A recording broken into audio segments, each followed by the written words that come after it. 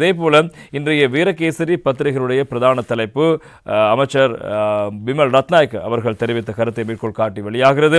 சர்வதேச விசாரணைக்கு ஒருபோதும் இடமில்லை, செம்மணி புதைகுழி விவகாரம் தொடர்பில் அரசாங்கம் அறிவிப்பு என்பதாக இன்றைய வீரகேசரி பத்திரிகை அதற்கு தலைப்பிடுவதை காணக்கூடியதாக இருக்கிறது.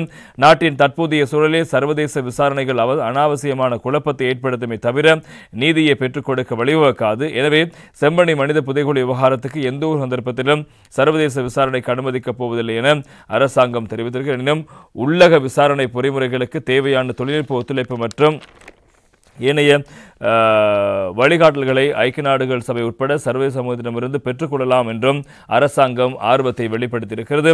செம்மணி மனித புதைகுழி விவகாரம் மற்றும் ஜெனீவா மனித உரிமைகள் மீளாய்வு கூட்டத்தொடர் குறித்து போக்குவரத்து நெடுஞ்சாலைகள் துறைமுகங்கள் மற்றும் சிவில் விமான போக்குவரத்து அமைச்சரும் சபை முதல்வருமான பிமல் ரத்நாயக்க வீரகேசரி பத்திரிகை வழங்கிய செவ்வியிலேயே இந்த விடயங்களை அவர் தெரிவித்திருப்பதாக தொடர்கிறது செய்தி. இலங்கையின் நீதிமன்ற கட்டமைப்புக்குள் விசாரணைகளை முன்னெடுக்க முடியும் என்பதை 2009 மற்றும் 2010 ஆண்டுகளில் நாங்கள் வலியுறுத்தி இருந்தோம். ஆனால் முன்னாள் பிரதம நீதியரசர் ஷிராணி பண்டாரநாயக்கவை ராஜபக்சர்கள் வெளியேற்றிய விதத்திற்கு பின்னர் உலகுக்கு எம்மால் எதுவும் கூற முடியாது போனது. ஆனால் எமது ஆட்சியில் சட்டம் எவ்வாறு நடைமுறைப்படுத்தப்படுகிறது என்பதை வெளிப்படுத்தி இருக்கின்றோம்.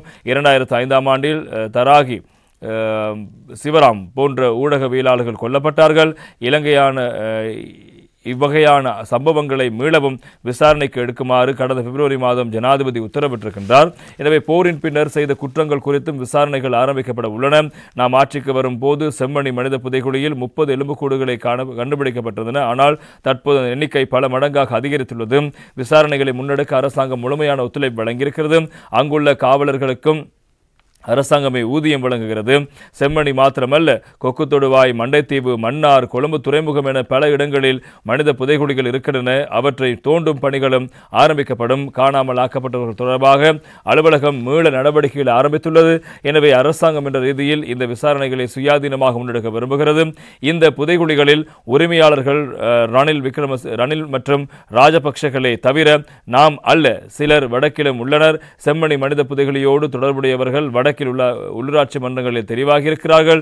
சுயாதீனமாக நீதிமன்ற கட்டமைப்பு நாட்டில் காணப்படும் போது சர்வதேச விசாரணைகள் தேவையில்லை. எனவே தற்போதைய சூழலில் சர்வதேச விசாரணைகள் அனாவசியமான குழப்பத்தை ஏற்படுத்துமே தவிர நீதியை பெற்றுக் கொடுக்காது. இருப்பினும் உள்ளக விசாரணைகளுக்கு தேவையான தொழில்நுட்ப ஒத்துழைப்புகளுக்கும் அனுமதி அளிக்க தயாராகவே உள்ளோம். குறிப்பாக ஐக்கிய நாடுகள் மனித உரிமைகள் பேரவையில் வழிகாட்டல்கள் மற்றும் தொழில்நுட்ப ஒத்துழைப்புகளோடு தேவைப்படலாம். எனவே மறுபுறம் சர்வதேச விசாரணைகள் நாட்டுக்குள் வந்ததும் தோல்வி அடைந்துள்ள இனவாதிகள் மீள இழுவார்கள். குறிப்பாக ராஜபக்ச இதனை காரணம் காட்டி இனவாத அரசியலை முன்னெடுப்பார்கள்.